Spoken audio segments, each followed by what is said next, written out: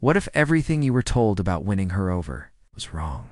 We're taught to show love through constant availability, to respond instantly, to always be there, to never leave her waiting. But here's the truth. What makes her value you isn't your presence, it's your absence. Because silence creates space. Space stirs the mind. When you step back, not out of manipulation, but out of clarity, she starts to feel something she hasn't felt in a while. Curiosity, intrigue, uncertainty. Marcus Aurelius once wrote, "The tranquility that comes when you stop caring what they say or think or do, that tranquility is magnetic."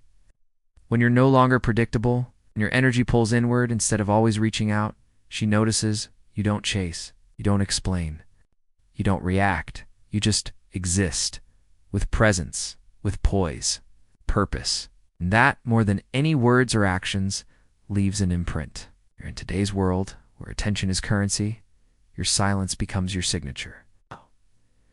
It whispers, I'm not here to impress. I'm here to live aligned. And in that alignment, she begins to wonder. She begins to miss. She begins to feel. Because when a man centers himself, he becomes unforgettable. The moment you stop chasing, everything shifts.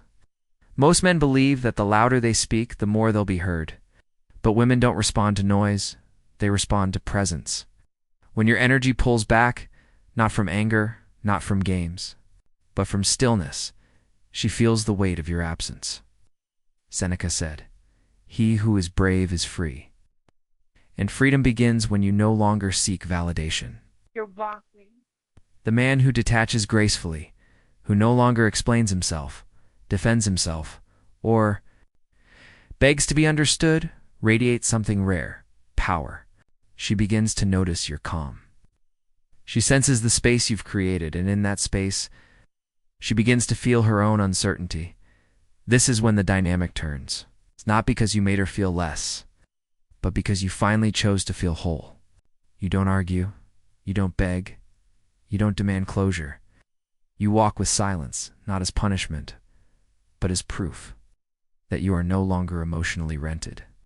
Epictetus reminds us, if someone succeeds in provoking you, realize your mind is complicit. By stepping back, you reclaim your mind. And in doing so, you become the kind of man she can't stop thinking about. When a man walks away with calm, it does something to her mind. She may act like she doesn't care. She may post, laugh, distract herself. But deep inside, she's searching for a version of you that no longer explains, no longer begs, no longer needs to be needed. That version of you is powerful. Marcus Aurelius once wrote, "Nowhere can man find a quieter or more untroubled retreat than in his own soul." When your soul no longer revolves around her, she starts wondering why. She replays old moments, questions your silence, feels the shift, because it's not your words that she remembers. It's your absence in the space she thought you'd always fill. That's the irony. When you were always available, she took it for granted. Oh, that. You're gone. She's unsettled. She senses the quiet confidence you've stepped into. And deep down, she respects it. As Epictetus reminds us, we suffer not from the events in our lives, but from our judgment about them. Your silence isn't an act of revenge. It's the result of growth. You no longer argue with chaos. You honor peace. And that peace speaks louder than anything you could have said. There's a moment every man must face. Quiet, humbling, uncomfortable. It's when you realize you weren't connecting. You were chasing. You texted first, waited hours, overthought every emoji, every word, complimented her not from confidence, but from hoping she'd finally notice you.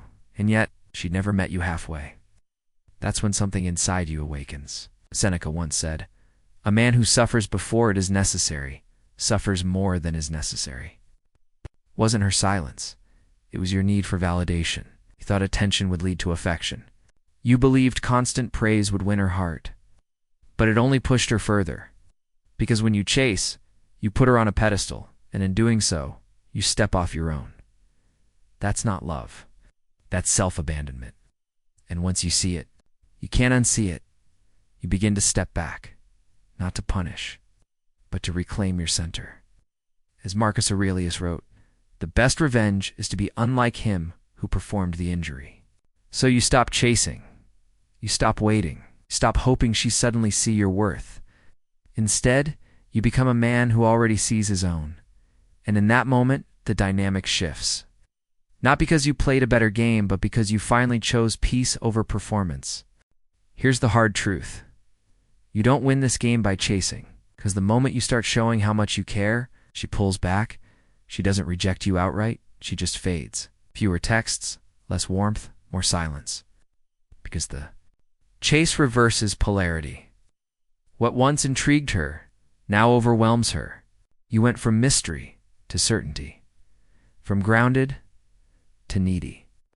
And she felt it. Epictetus once warned, it's not things that disturb us, but our interpretation of them. He thought your effort would earn affection, but your overinvestment diluted your power, stopped being the man she was drawn to, and started becoming the man who needed her response to feel whole.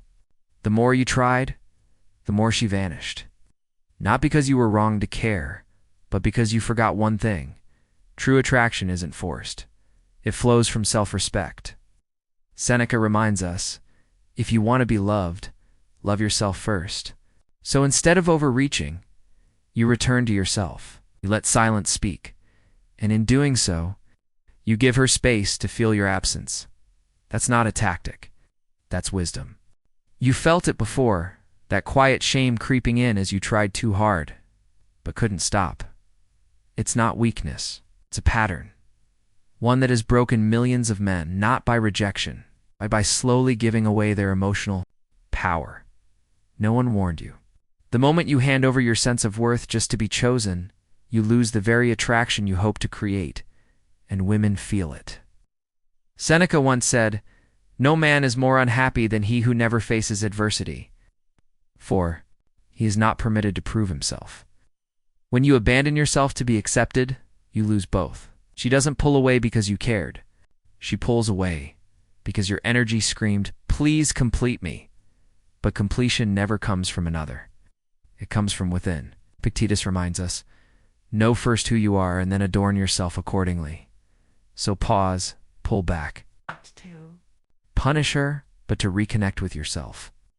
Because the man who doesn't beg to be chosen becomes unforgettable. She knows when she's being worshipped, not respected. There's a difference. One says, I need you to feel worthy. The other says, I honor you, but I don't abandon myself for you.